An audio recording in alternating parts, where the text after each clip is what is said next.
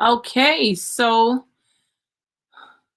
hello, Facebook Live. Hello, one. Hello, all. This is Sheila Montague, and we're here for yet another very interesting show, an episode of W.A.G.E, Women Advocating for Gender Equality. We're in for a special treat, and we're going to be meeting a guest that's going to be talking in depth with us about a few things that'll be very interesting. So, with that being said, we're going to go straight to our intro, and we'll be right back.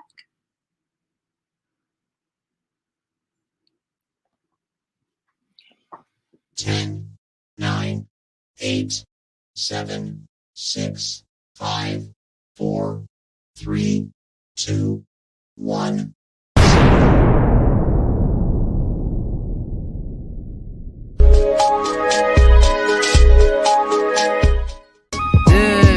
Like this. Baby, you a hard stopper. Woke up in my city, yeah, I feel like Big Papa. I feel like Big Papa. Nah, nah, nah. You gotta go like this, and like this. Baby, you a hard stopper. Woke up in my city. Okay, guys, so that's our new intro. I hope you enjoyed it. And with that being said, I'd like to bring my very first guest to our episode, and her name is Dr. STEPLIGHT. Oh my God, I almost said Johnson. Dr. STEPLIGHT Johnson. Yes. I almost thought I messed that up. Listen, Dr. STEPLIGHT Johnson, we are honored. Thank you for so much for just making this episode of W.A.G.E tonight.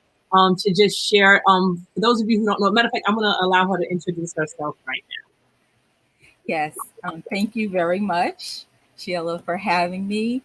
And I am Dr. Stephanie Aisha STEPLIGHT Johnson.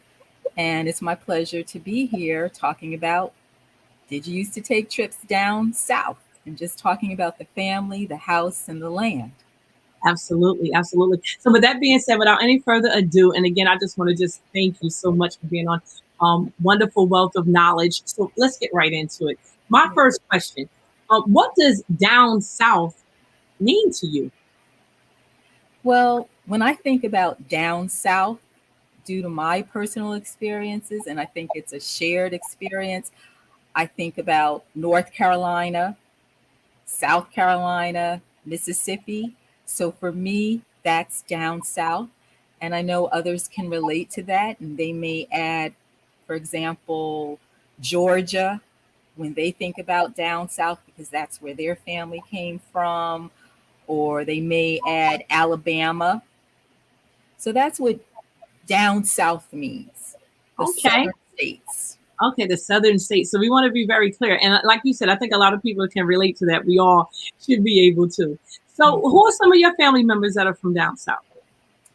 Well, mainly my father. He grew up in Mississippi.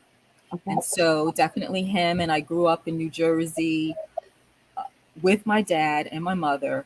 And my dad's relatives who were up in New Jersey from Mississippi like him were his brothers. Also, my grandmother was from North Carolina. And she lived in New Jersey. She had migrated to New Jersey with her sisters and one of her brothers. So they were my great aunts and my great uncle. And also my grandfather came from South Carolina. And there were a host of relatives that I knew from South Carolina. So some of them had migrated to the north, and in particular to New York. So his family, the people who were in the north, were living in New York, for example, Harlem. And even my grandfather spent some time living in Harlem. But his roots, in terms of down south, are South Carolina in the Charleston area. Right. Okay. So, and again, I think a lot of people can relate to this. And I think this subject matter is very relevant right now because there are many people that are migrating from the north to the south now. So it's kind of like the opposite. So can you share with us some of your experiences from living in the south, in the south? Yeah, you raised an excellent point about people who are going from the north back south. So some call it a reverse migration. some of my experiences, and it's interesting looking at the three states that I mentioned. And when I was thinking about this question, it really made the point of how I actually got introduced to these three different states at three different points in my life. So, Mississippi, I have a very fond memory of being a little girl, taking a long distance train ride with my parents and looking out the window of the train at the beautiful countryside. And I was going to see my paternal grandmother, my aunts, my uncles, and spend time with my cousins in Mississippi. And as a young adult, that's when I got introduced to North Carolina. So going there, taking road trips there, being in the car, going from New Jersey and spending time on the family land, sitting under the pecan tree, collecting pears, and harvesting vegetables from the family land. And then as I got older, that's really where I got introduced to taking road trips to South Carolina. And so as an adult, I went there. I was visiting family members, mainly my cousins, and I got to see the old family houses and the land that my ancestors stood on and that some of the family members live on right now. Wow, wow. So that's very interesting. So Mhm. you talk about the pecan tree. I wonder how many city youngsters actually even knew that pecans grew on trees. It's one of those things you take for granted that everyone knows, but some of the young people might not have known. So thank you for sharing that. Thank you for Exactly. sharing that. That's knowledge. That's wisdom. So I Yes, want because, and I just wanted to say, you again bring up an excellent point, because if our young people don't have those experiences and being on the land and actually seeing how things grow, you do end up having youth who will tell you that these things come from the grocery store. right, right. Absolutely, absolutely. So I want to just dig a little bit and just ask you, what is the relevance with, down south, the land? How is that relevant to you? So to me, when I think about down south, I think about the heirs, the ancestors, and then their legacy in terms of the heirs that they created, that they produce, the family. I think about generations. For example, my family's land in North Carolina goes back to the 19th century. Okay, so right after the Civil War, when the land was acquired. Um, to me, down south represents history. It's Mm, family history, but it's also American history, and it's definitely African American history, and it also relates to agricultural history and regional history. right, So if you right, think about the South as a region, it's also significant in terms of the Great Migration North, the people who left from down south and came north, and their reasons for coming north. I assume it was for a better life, for right, better economic conditions. However, I think that's worthy of discussion, further discussion. That's right. something families could get into, asking their relatives, well, why did they come north? But then thinking about, well, what is better? What's better? Is it a building? Is it a city? Is it infrastructure? Or is it being able to sit on land that you know is yours and Mm, having fresh air, seeing the sky, wow.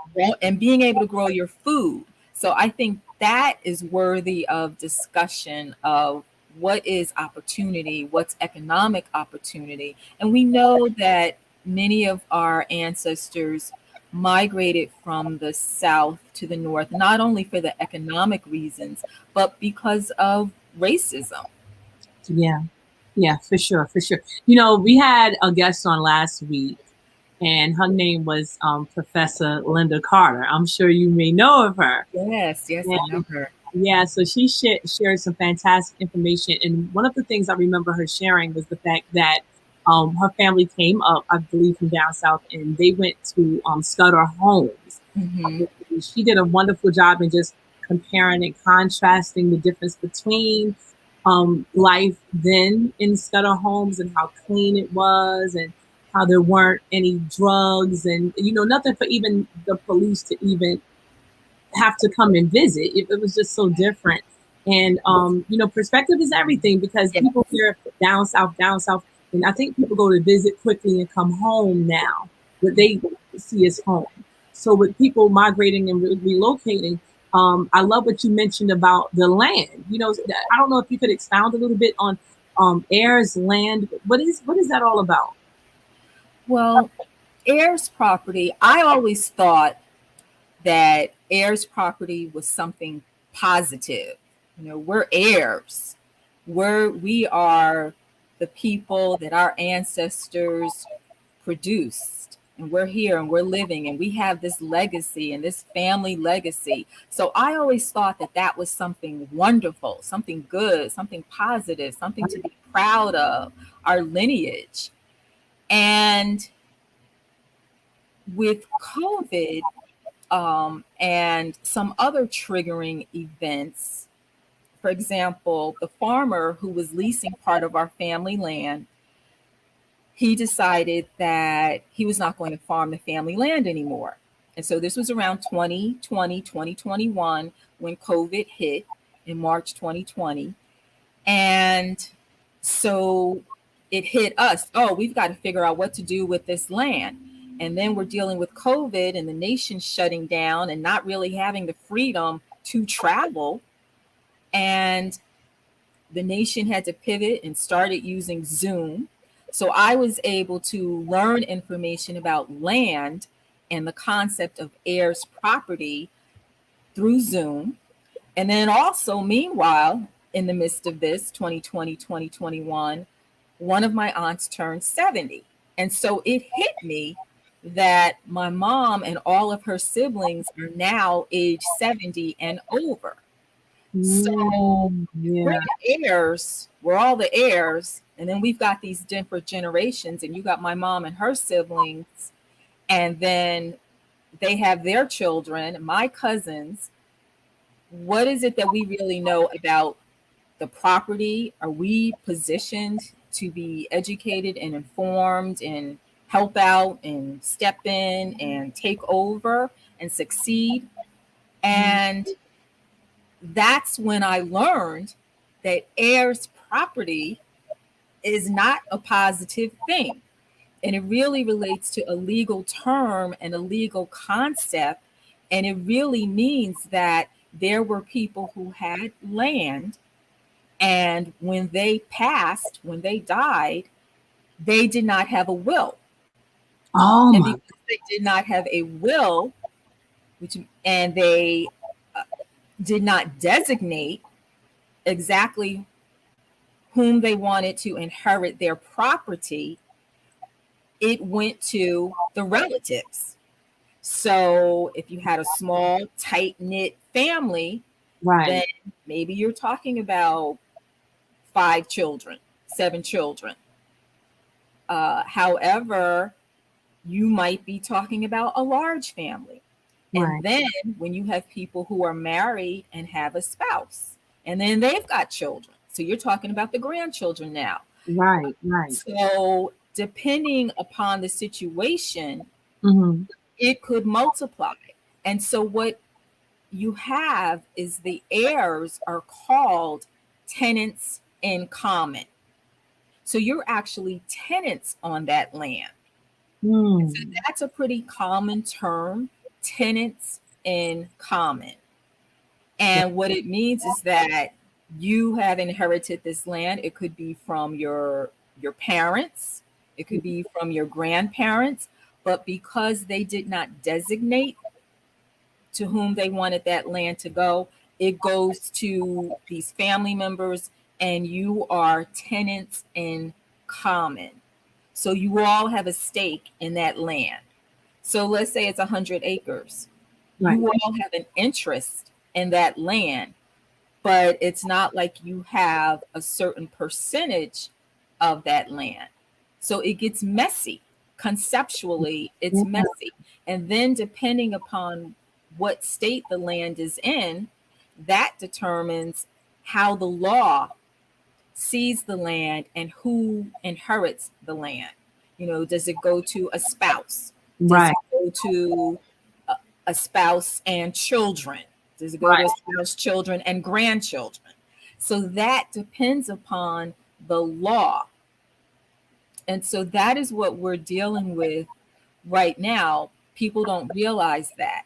And so one of the most significant things that people can do is make sure they are having conversations about the family house, the family land. They're getting their documents together, the various types of documents. So it could be a deed, it could be county property records, county tax records, farmer leasing records, death certificates, relinquishment of land affidavits, land surveys, the land survey map. So these are the types of records the family needs to make sure they can put their hands on, they have them in order, and that the key people in the family have copies of these documents. And the family needs to be able to get together and gather and have discussions about these documents. The family also needs to confer with an attorney. And so one of the issues is that a lot of attorneys are not trained in heirs property. So they may be attorneys, they may have their areas of specialization, and they may even specialize in estate planning. So they may be able to help with a will. But when it comes to the whole concept and notion of heirs property, where you have these tenants in common, all these family members, that is something where it's not necessarily easy to find attorneys who specialize in that, and then who know the laws of the particular states, and then who are licensed in those particular states. Right. So right now, my family, let's say we're working on some land in our land in North Carolina and getting things in order.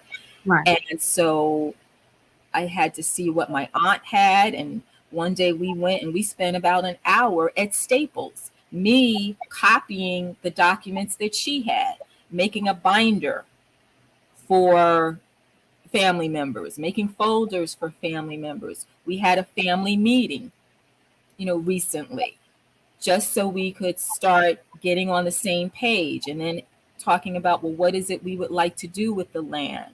Right. And one family member eventually came to the decision that she wanted to relinquish her part of the land, as a family member had done several years ago. And we've also had consultation with an attorney. You've participated in webinars. I actually, during 2020, 2022, participated in 6 webinars or conferences about heirs property. And then in addition to that, I actually attended 29 webinars or conferences about agriculture, because one of the issues will be, what do you do with your land? Once you get the documents straightened out and you get the deed straightened out and get your title straightened out, all in consultation with an attorney. And also the issue is finding an attorney. Right. And having the consultations and then making the decision, well, which attorney do you want to work with? And then what's their schedule? What's their availability? Do they have a wait list? So we've gone through this. And then how knowledgeable are they? So my family has actually gone through this. If you don't mind me asking, what no, I'm sorry, I didn't mean to cut you off. No, I was finished.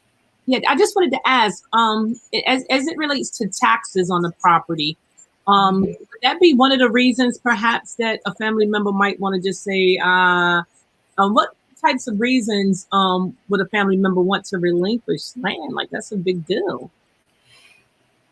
Because they may say that they're not really interested in it. They're not interested in doing anything with it. So they want to turn it over to another family member or the other family members. They're just not interested. And yes, it could be the cost, that they don't want to share in costs. And actually a common thing that happens, just as a side note, Right. since you brought up taxes, which is an excellent point. what happens with families is that sometimes people who are paying the taxes, they think that they have the right to the land, or they have a greater right to the land. However, when you're in this situation of tenants in common, just because, let's say, one family member has taken on the responsibility of paying the taxes over the years, over the decades, that does not give them any more of a right to the land or any more of a claim to the land. And so that is a misconception that is common. The person who's been paying the taxes, they think that they have more rights to say what happens with the land, or more control. But relinquishing, yes, it's better that someone is willing to relinquish it and say, let me turn over my rights and just let the rest of my siblings or the rest of my family control this land. That's better than someone saying, well, I'm going to sell it to a stranger Right. who maybe saw my name on a record and Googled me and called me and offered me money, because that is a key to land loss. The people who are able to approach one of the tenants in common, a complete stranger, and they get that person to sell their interest in the land, then they have been able to force a sale. So that's a whole other issue, but it's a common issue. And so it's very technical. And again, it depends on the state as to how that has been able to happen. So there's something called, I just want to look it up so I get the name, Uniform Partition of Heirs Property Act. If anyone wants to make a note about that, it's called the Uniform Partition of Heirs Property Act. And it's basically a concept in terms of a uniform act. That's a concept in law where sometimes people across different states will have a similar law.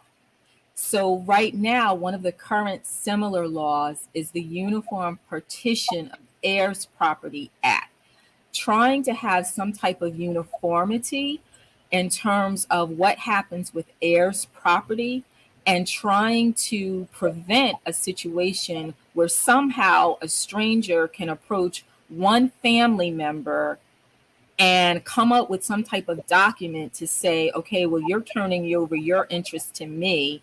And then that stranger, some kind of way, being able to force a sale of all of the land. So the Uniform Partition of Heirs Property Act is trying to counter that. And so month by month, year by year, different states have been adopting this. Right. And it's something to consider whether it's a good thing that we have this or not. But I just want to at least throw that term out there. Right. People to be able to start looking up on their own and start researching on their own. It's very technical. It's a legal matter.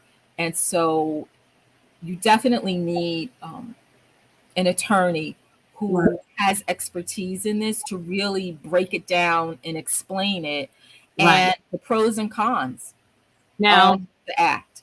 Okay. So that's great stuff right there. Great stuff. My next question is, I know, unfortunately, like we all should, have a will, have a lawyer, and, take care of this, because this is really important business that every family needs to engage in.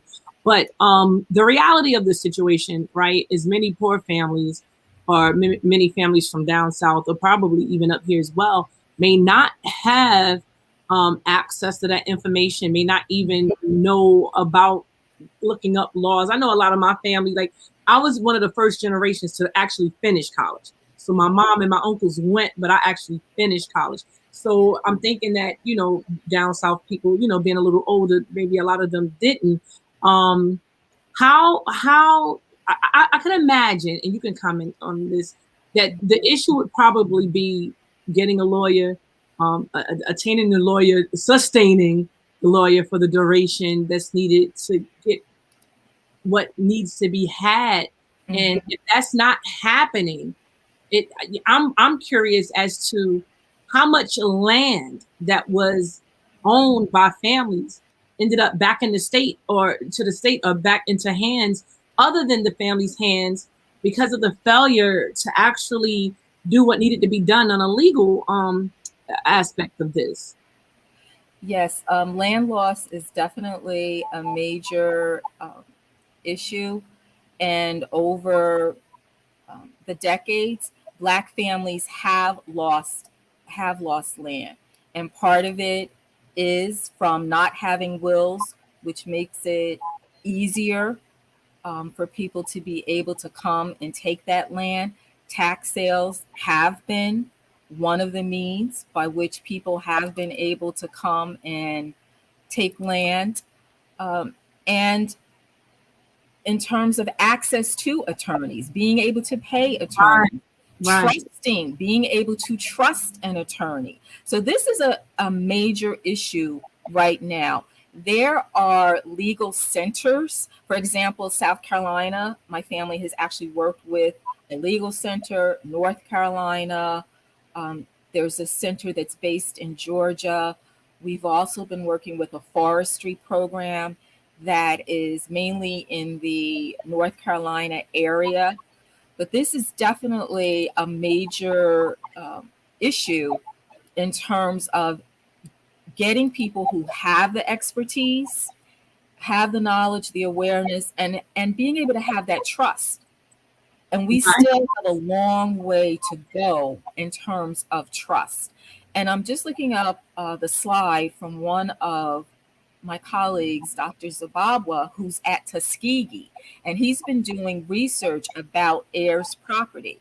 And so one of the things he has looked at is the decline of African American land ownership in the United States. And during his recent presentation with me and some other colleagues, he indicated that in 1910, African Americans owned almost 16 million acres of land, and that dropped 76%. So that's over half by 2017. So from 1910 to 2017, we dropped from 15, almost 16 million acres down to about 4 million acres, a 76% drop.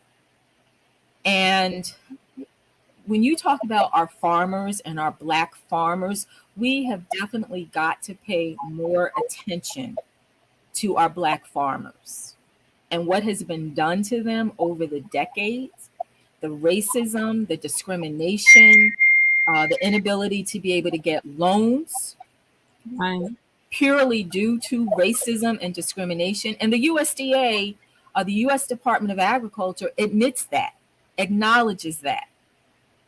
So it's not just a matter of perception or somebody feeling that way. The United States Department of Agriculture now acknowledges that. There's no denying it.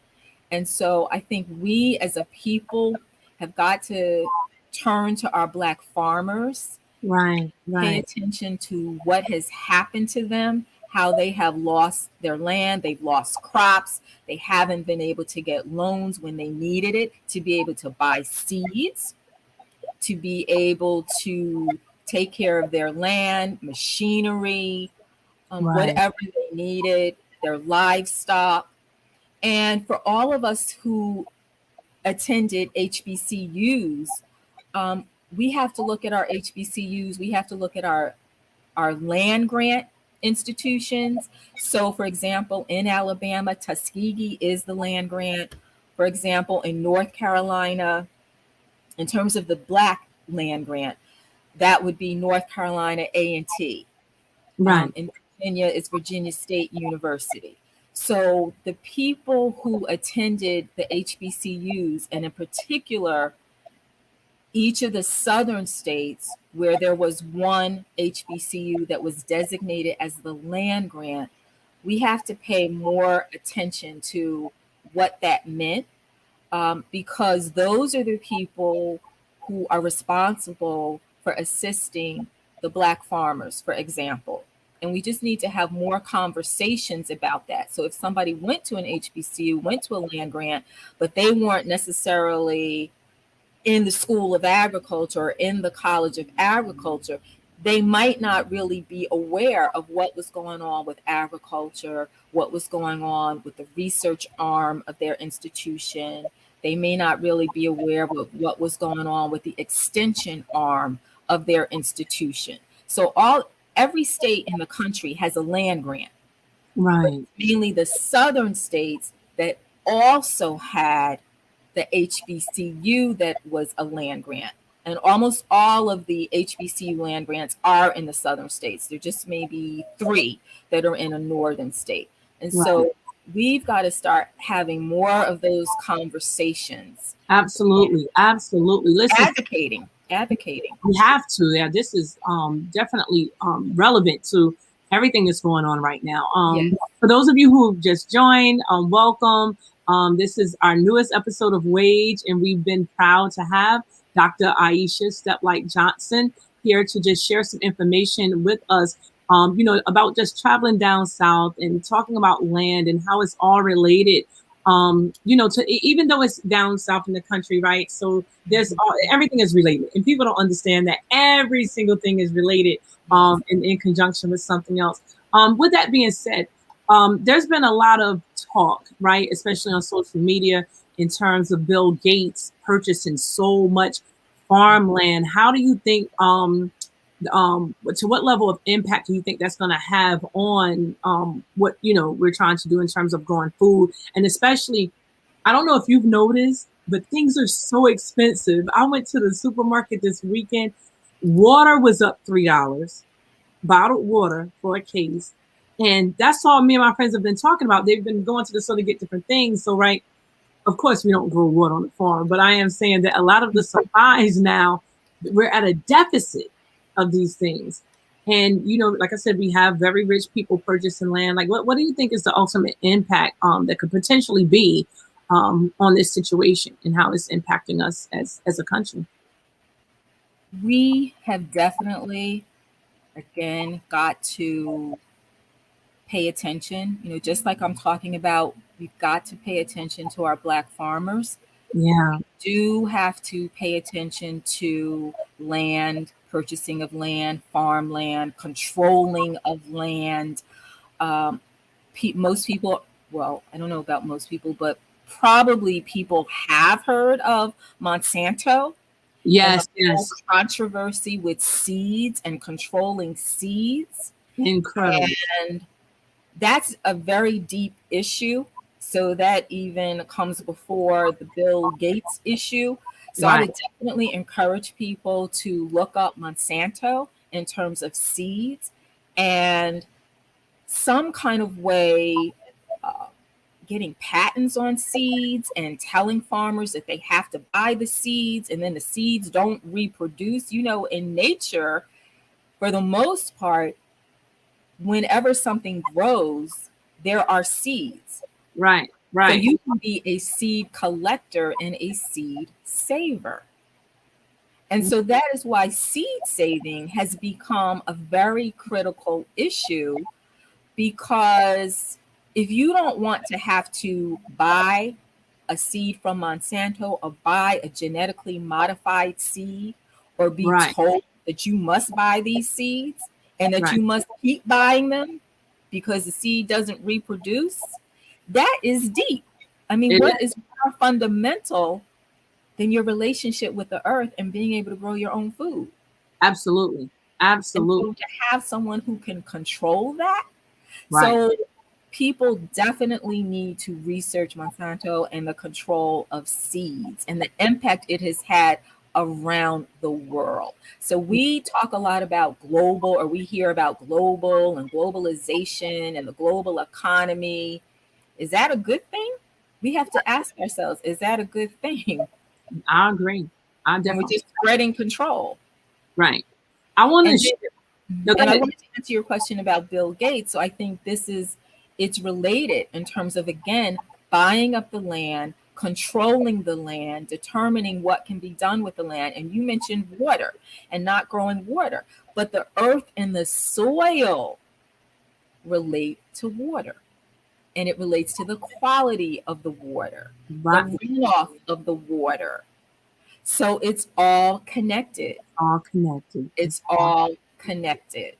You know, I want to share something with you, Dr. STEPLIGHT Johnson, really briefly. I was looking at this article that was shared a couple of months ago, even I think back in April, and I just wanted to, you know, bring this to your attention to see, you know, what you thought about it at all. Hold on, let me just share this to the screen. Hold on, that homegrown cannabis still banned, still, even though it's legal. And though some farmers are actually licensed now. So, you know, we see this trend, right, of just what you're talking about. You know, we have, you know, I mean, marijuana is now legal. So why is it, and not that I'm asking you, but just your opinion, you know, why is it that this would be the case? That farmers are not being allowed with license to grow marijuana. So what is your take on this? Because I would think down south, I'm sorry, with so much land, that this would be a great way to, you know, to make money, right? Yes. And I don't understand what the problem could possibly be. And people down south, they are looking into being able to grow cannabis, being able to grow hemp. Yeah. So people were allowed to grow hemp, right? While it was being determined what was going to happen with people being able to grow cannabis. I think again, it's all about control. So we had the decriminalization of marijuana, absolutely, just in time to be able to see, okay, how can we set it up legally to be sold? Taxes will be collected, right? And then who's controlling the companies? Right. Is it the people that were looked down upon as street drug dealers? People who were incarcerated because of the ounces that they had in their possession? Are they the ones who were trained to be able to take over the legal companies, or was it somebody else who was put in position to now run the legalized sale? So it comes down to economics, power, right. control. Yeah, and then let's look at the race. Let's look at the race and who's advocating for diversity, equity, and inclusion in terms of the companies. Look at New Jersey. That was even an issue in New Jersey, bringing up the issue of the diversity, equity, and inclusion of who would control the different businesses in the state of New Jersey. Right. So all of these issues, and I just like to be repetitive in this way, are so relative because too many instances, too many times, I think people will say, oh, well, that doesn't have anything to do with me, until it shows up at their door. So how important do you think it is for people to really, like you said, start to research about Monsanto, right? This is public knowledge, but everyone is not aware of it. And it's scary how many people aren't. So to be, aware, if you will, from people who, like yourself, advocating for, hey, do the research. Hey, look into this. Look into the land. Get a will.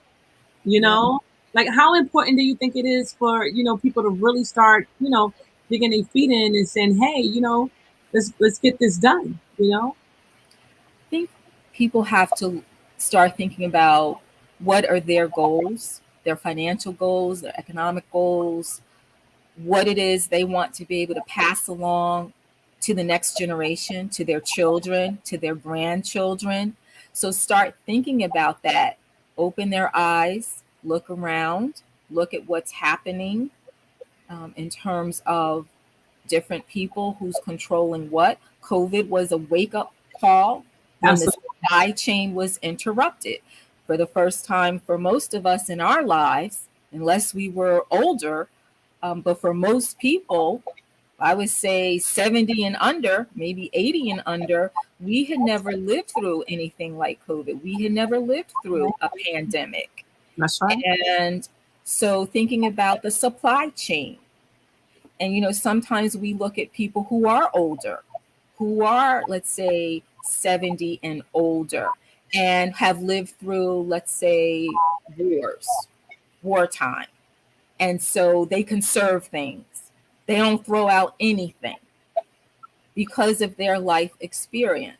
So they know there may come a point in time where there's a problem with the supply chain. Right. And you may need to make sure you are well stocked in your home, whether it's your kitchen, your refrigerator, your basement, your shelves, your pantry. Right. So you have older generations, they Right. know about being ready.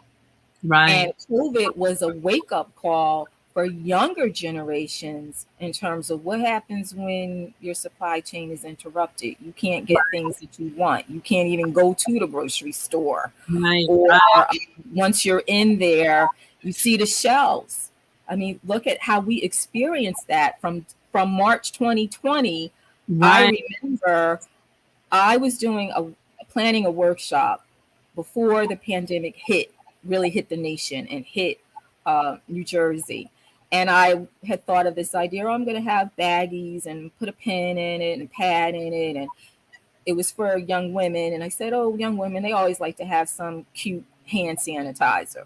Well, that was the same time. So I'm running around looking for hand sanitizer. And I'm saying, what in the world is going on? Right. It's like gold. Right. Hand sanitizer was like gold at that time. And then every day we saw something else we couldn't find. So with the hand sanitizer issue, next thing you knew, okay, you can make your own hand sanitizer with aloe vera gel and rubbing alcohol.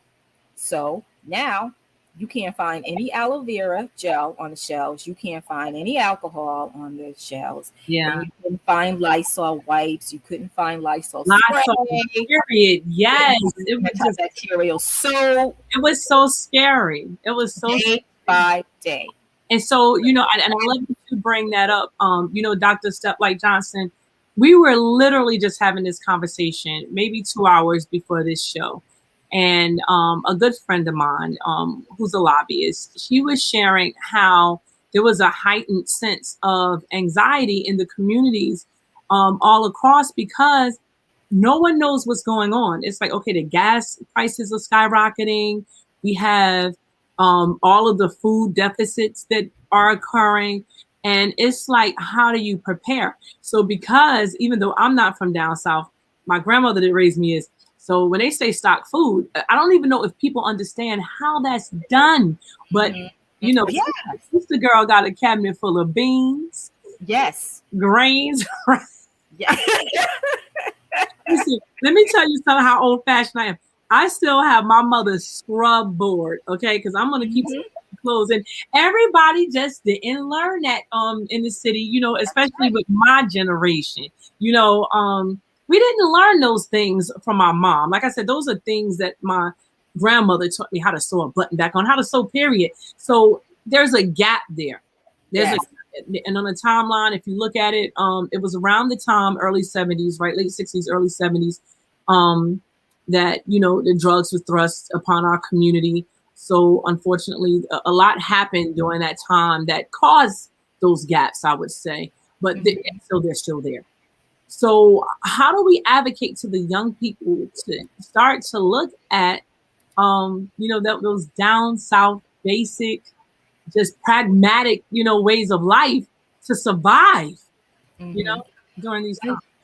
I think we have to start having the intergenerational conversations, make sure we are doing that. And I would like to put forth Juneteenth as a day. Let's make sure that we're having the intergenerational conversations. Pull out the cell phone and videotape the elders in the family. I love that. Talking about their history, talking about growing up, talking about going down south, talking about growing food, raising livestock, surviving. So let's have those conversations and record them. And if you get to share, if the family doesn't mind, share them on Juneteenth. Flood social media with that. Start talking about the house. Pull out the photos. Everybody get together. Where are the old photos? Take your cell phone and take a photograph of those old photos that maybe only one family member has. Right. And if something happens to that photo, it's lost. Right. So let's start going down memory lane and making sure you've got multiple copies and having those conversations.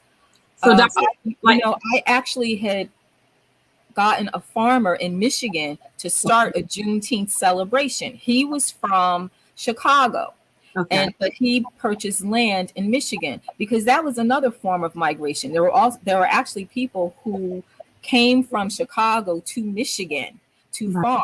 And that raises an issue of also looking at the Nation of Islam and their history and heritage with health, nutrition, growing food, having farmland. So that's something else to look at in terms of history. And so I just wanted to say that he had invited some family members. So there was a woman and her daughter, and they came, and we were on his farm. It was for Juneteenth, and we were talking about experiences.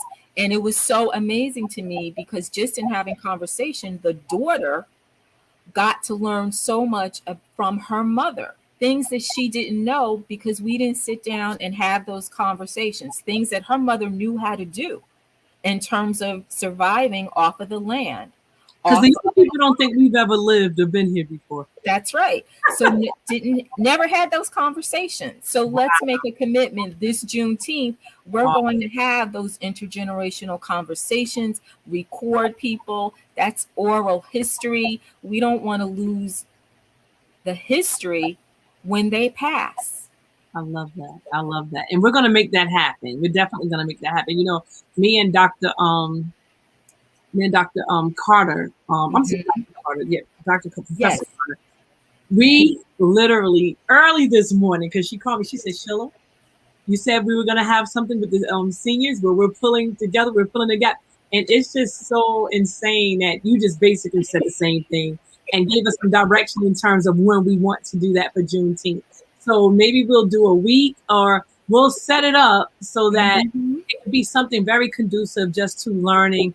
And even my producer that's on watching us now, she said, yes, we need to be prepared with our supplies because that's right. Yeah, that's the younger generation too. They want to, people are concerned. Like I said, there's a level of anxiety. Like we don't know what's going on. Like you said with COVID. I remember I was teaching at the time and we found out and we had to leave and we just weren't coming back. And it's like, wait, what?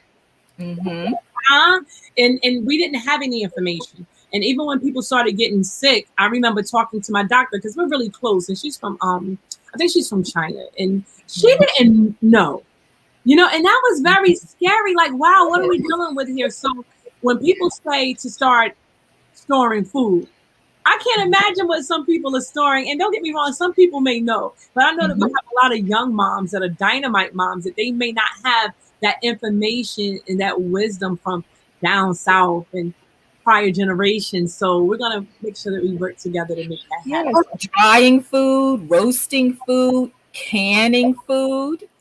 Oh, see, now that I don't know about. Yeah, because you guys put the little bottles and smoking food, smoking meat, smoke the meat.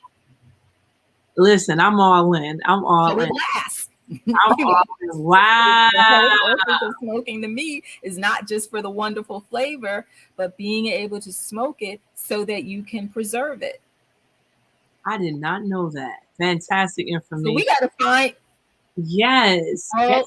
history interviews, find the elders who know all about that. And that's what we're going to do. We're going to get the elders together and we're going to have a lovely time just, sharing. Like you said, that oral story is very powerful. Oral history, yes, very powerful. So listen, we're going to start to bring this to a close. And Dr. STEPLIGHT Johnson, I just want to say thank you so much again for coming on our show. We're going to reserve the right to call you back And I'm going to leave the last words with you. Anything that you'd like to leave the audience, but last words, please feel free. Set up a family meeting, have the conversations and discussions about your trips down south. Bring back those memories. Look at what you have in terms of the photos, the documents. Make sure you do those oral histories. Call together a family meeting. Just get together and just start with talking. Just talk, have discussion, have conversation. It's very simple to start with that. And just take it from there. Take it from there. Make a goal over the next year. Make a goal over the next 2 years that you are going to make some progress in terms of organizing your documents and taking the next steps, making sure you have things in order for your estate and that you can pass on something to the next generation. Yes. Thank you so much, Dr. STEPLIGHT Johnson. And thank you to our listening audience for being with us tonight and watching our very latest episode of W.A.G.E, Women Advocating for Gender Equality.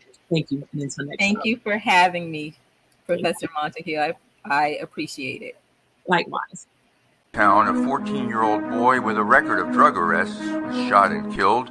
It was the 10th fatal shooting or stabbing in Newark in 10 days. Another deadly shooting investigation is underway tonight in Newark. This comes after a wave of violence erupted. First, let me introduce y'all to the mayor, and I'm saying mayor because that's what it is. Some call me Sheila or Silver Bullet, just know I'm all about handling biz. First, we're gonna start by saving the kids, making the city a safe place to live. Unlike some people, that's all about self. My only mission right now is to give. And now it's feeling like Resident Evil with all of these fake political leaders.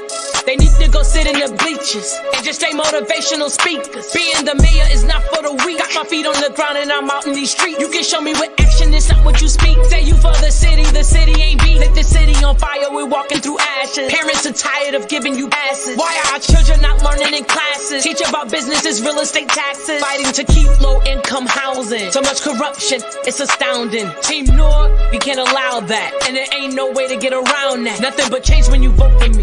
Time to get back where we supposed to be. Open the door, open the door, open the door.